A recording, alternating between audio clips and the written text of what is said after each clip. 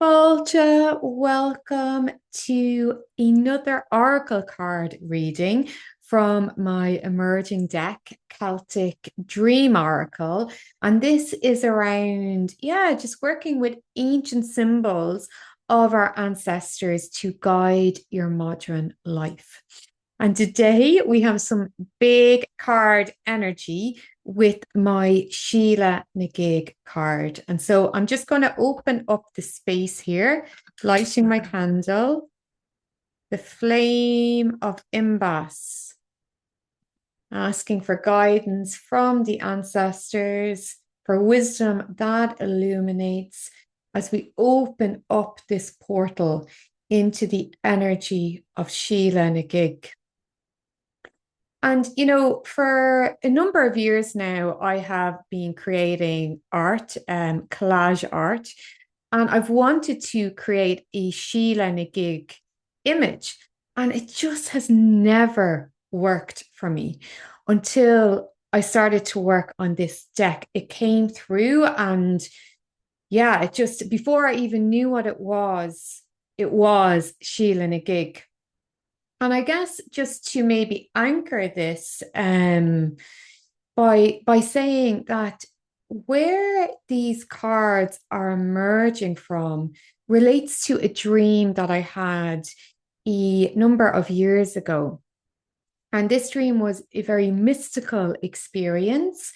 I was in bed dreaming about making my way north because there had been a snowstorm. And I was trying to journey north with a small group of people.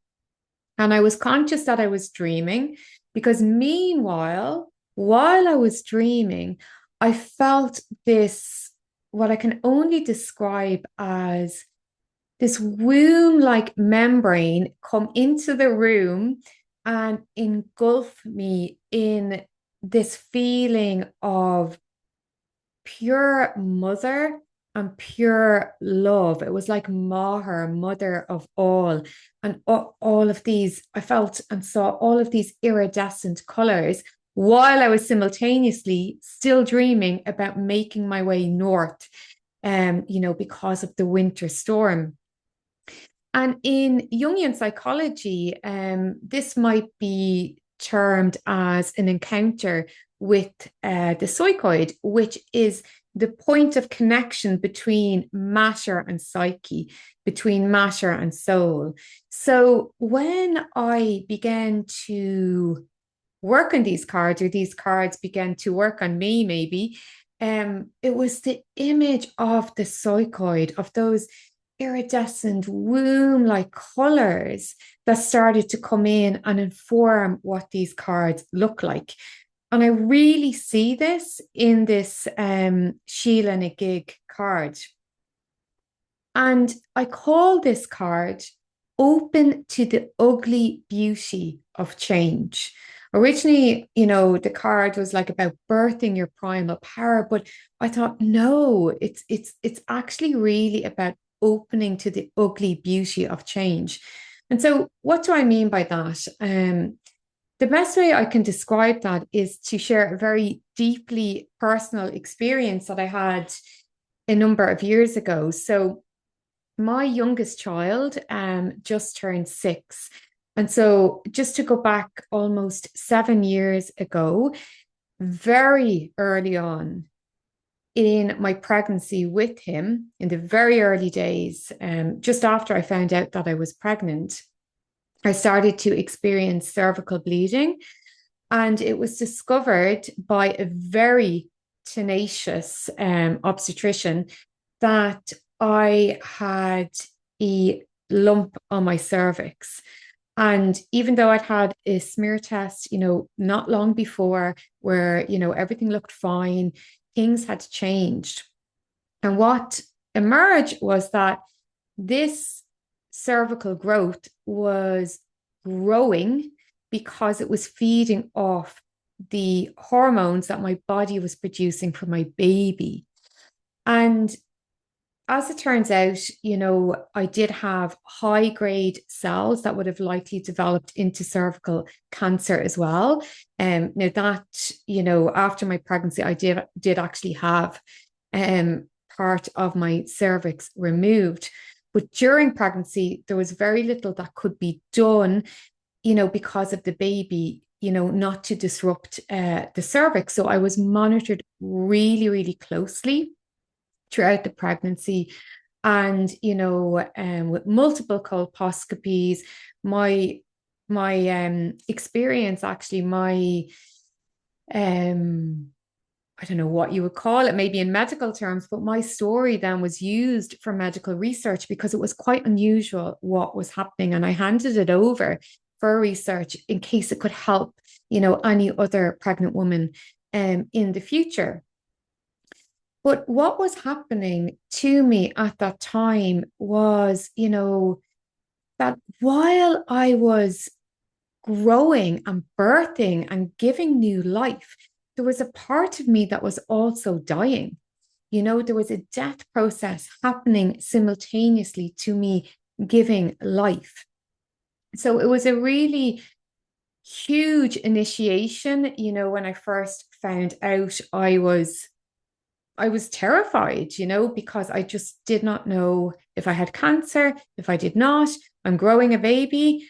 I also have a 3-year-old child at home to tend to. So, yeah, it was a huge initiation.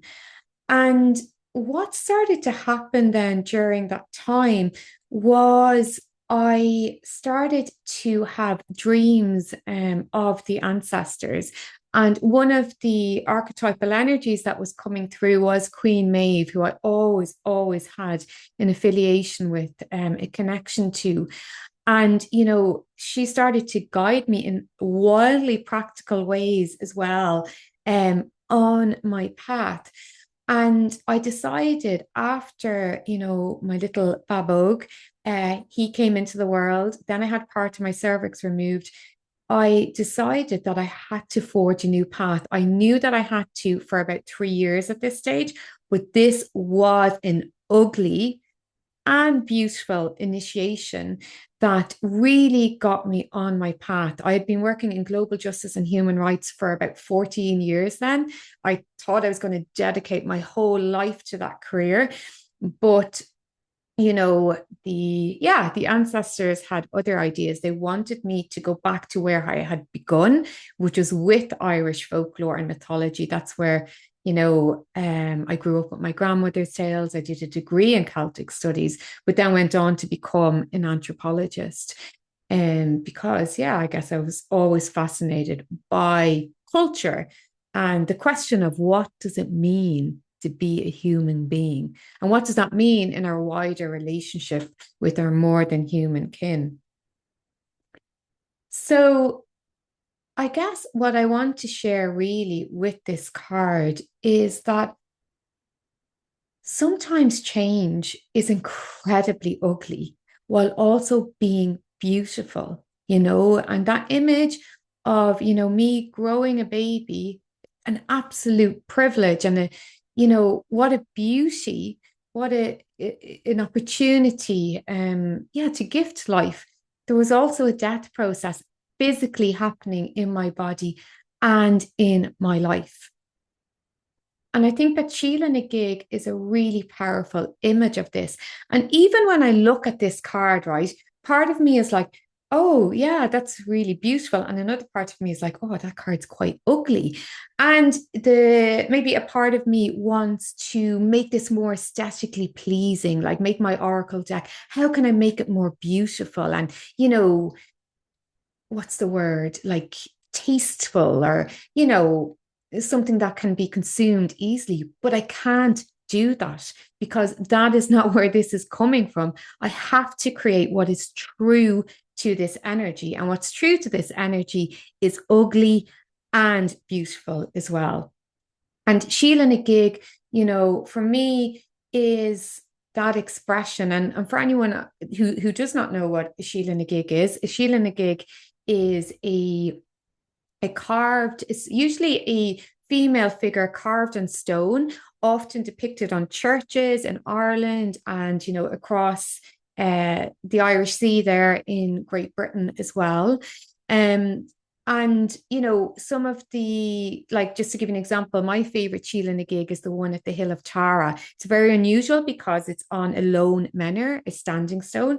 And what the Sheela gig depicts is a really exaggerated, ripe, like full vulva. And she's often pulling apart her vulva, exposing us to that portal, while her face tends to be, very yeah, like crone, hag, intentionally kind of grotesque as such, even though I don't know whether I like to call her grotesque, but that is, the symbology, because the goddess is a symbol of both creation and death. You cannot have one and not have the other.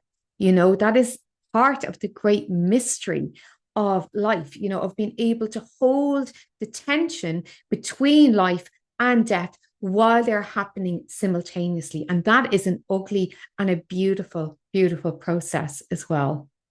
And so, yeah, for me, this is the card, open to the ugly beauty of change.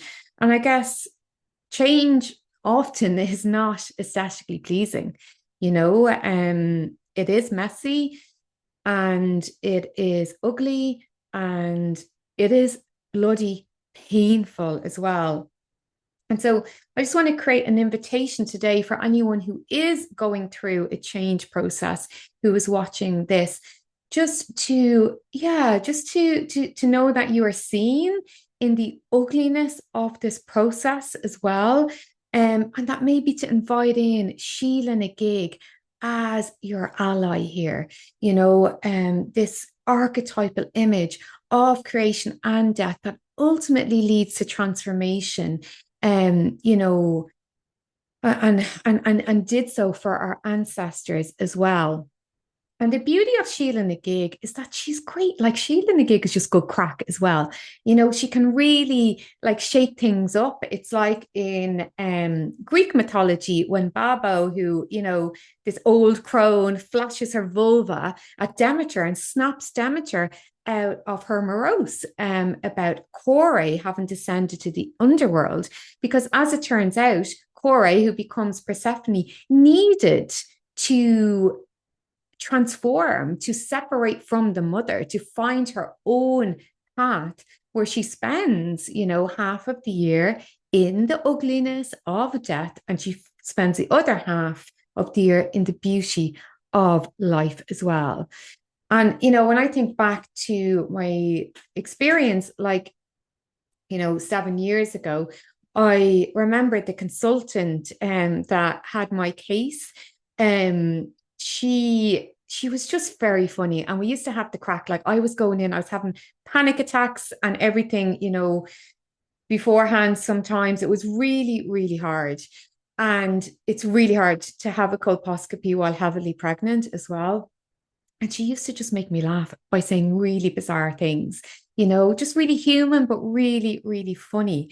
And that was Sheela na gig. That was Sheela na gig.